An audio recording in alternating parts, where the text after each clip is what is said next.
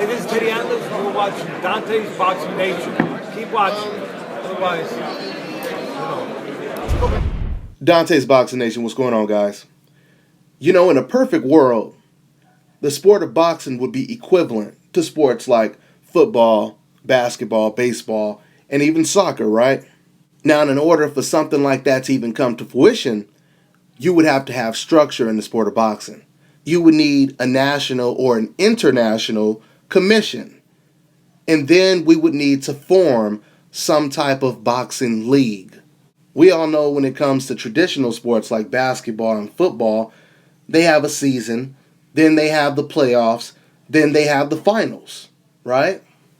This is what we need in the sport of boxing. It doesn't have to be the exact same structure, but I think we could at least start with having a mandatory yearly tournament in every single division.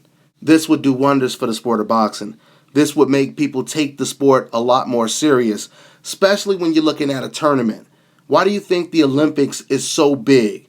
The Olympics is so big because it is the largest tournament in the entire world. It is the most significant tournament in the entire world. Now, we've had a couple of tournaments already, and they were all pretty successful, right? We had the Super 6 with Andre Ward winning that. And then we also had the ESPN, the Boxino tournament. That was a success as well. But once again, it needs to be on a regular. People tune in more when they see, oh, he's in this bracket and he's in that bracket, and man, who's going to make it to the finals? This is what we need in the sport of boxing. Now, and if it'll ever happen, that's a different story, right? Because, of course, we have promoters and managers and advisors and networks and anyone else you can think of that has an agenda on making money for himself on the side. So, in other words, it's just too many damn cooks in the kitchen. So, anyway, if I were to set up a tournament like this picture that you guys are looking at right now, this would be the first tournament that I would set up. Okay, if you guys go ahead and look at the brackets, it will be Floyd Mayweather versus Danny Garcia, Sean Porter versus Juan Marquez, Manny Pacquiao versus Marcos Maidana, Keith Thurman versus Tim Bradley. And I'll go ahead and tell you guys right now who I think would make it to the finals if we had this type of tournament. Floyd Mayweather would advance to round 2 by beating Danny Garcia. Sean Porter would advance as well by beating Juan Manuel Marquez. Manny Pacquiao versus Marcos Maidana, that's a tough one. Now, there's no doubt about it that Manny Pacquiao would have the foot and hand speed advantage. But because of Manny Pacquiao's lack of defense, that's where he gives Marcos Maidana a very good chance. We're talking about a Marcos Maidana that is one of the hardest punchers in the sport right now. Now, the reason why I know this is because a lot of fighters that I've had on my radio show, I asked them the question. I said, out of everyone you've ever sparred with, you know, who was the toughest and who did you learn the most from? And Chris Algieri, the new junior welterweight champion of the world, the undefeated prospect Jesus Chuy Gutierrez, and the undefeated Cuban fighter, Mr. Rancis Barthelemy. All three of them said the hardest puncher they had ever sparred with was Marcos Maidana.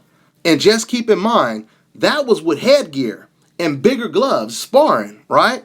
Now imagine if you're in the ring with regular 8-ounce gloves. Not only that, but Marcos Maidana claims he has special gloves that he would have been able to knock out Floyd Mayweather with that he wasn't able to use. Let's just imagine he's able to wear his favorite gloves against Manny Pacquiao, and he comes in the ring a good 17 to 20 pounds bigger than Manny Pacquiao like he was against Floyd Mayweather.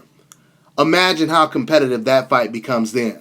You got to understand something. When you're fighting against a power puncher and he's naturally bigger and probably stronger than you, you cannot make as many mistakes. And the problem with Manny Pacquiao is he makes a lot of mistakes, okay? But just for fantasy tournament purposes, let's say Manny Pacquiao, he wins that fight. He goes on and he outboxes Marcos Maidana and advances to round 2 of the tournament. So now we move on to Keith One-Time Thurman versus Tim the Desert Storm Bradley. You know, for the time being, I'm going to go with Keith Thurman for this fight, guys. I know this may surprise you guys to hear this, but I truly believe that Keith Thurman would actually outbox Tim Bradley. I think Keith Thurman's boxing skills are highly underrated. He is a very good boxer, and like I've been telling you guys in previous videos, he has been evolving throughout the years when it comes to his boxing ability, and he has tremendous power. So, this fight could go either way. This fight could go either way. Either Tim Bradley could put his head inside of Keith Thurman's chest and outwork him, or Keith Thurman could outbox and outfight Tim Bradley at points. We have to remember, Keith Thurman, he's a good boxer, and he has serious power. So I would go with Keith Thurman in that fight.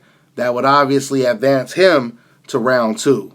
Then you have, of course, Keith Thurman versus Manny Pacquiao.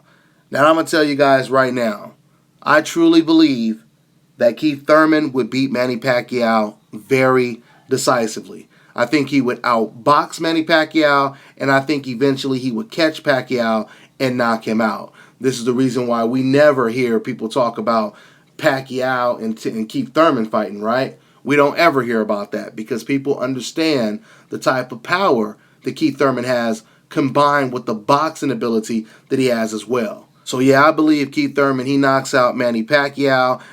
Once again, go back to what Freddie Roach said following the Pacquiao versus Bradley rematch. Freddie Roach did an interview, and he said that he was going to tell Manny Pacquiao to move back down to 140 because these welterweights may be just too big for Manny Pacquiao. So if Freddie believes that after Pacquiao fought against Tim Bradley, who was not supposed to have that much power, imagine what Freddie Roach thinks about Keith one-time Thurman, okay? Then you have possibly the only fight that I could think of right now that would be a 50-50 fight for Floyd Mayweather, and that is Mayweather versus Shawn Porter. I've always thought the most dangerous opponent for Floyd Mayweather would be an opponent that is extremely aggressive with responsible defense, okay? Responsible defense meaning you could get in there. You could get in there and you could throw aggressive punches. You can make it kind of rough for Floyd Mayweather. Not Mike Donna dirty rough, but I just mean aggressive. Keeping your head in his chest, just making it a very physical fight, right? But yet at the same time, you have the type of responsibility to not get hit. So your defense is pretty up to par, along with your offense. And I think that this is the type of style that would give Floyd Mayweather the most problems. And that's the type of style that I believe that Shawn Porter has. On top of that, he has power. So I think this would give Floyd Mayweather a serious run for his money. But I would still have to lean towards Floyd Mayweather with the combination of experience and the skill set and knowing how to adjust at the drop of a hat. I think you would have to still lean towards Floyd Mayweather. So Floyd Mayweather, he would advance to the finals. And in the finals, of course, he would meet up with Keith Thurman. I think Floyd Mayweather would outbox Keith Thurman in a very competitive fight, and it'll be a dangerous fight for Floyd Mayweather all the way into the final bell rings. Okay, so there you have it. Floyd Mayweather would most likely win the Super 8 tournament, and this would be great for the sport of boxing if it really came to fruition, just having this tournament in the sport. Okay, guys, that's pretty much all I got to say. I'm on to the next one.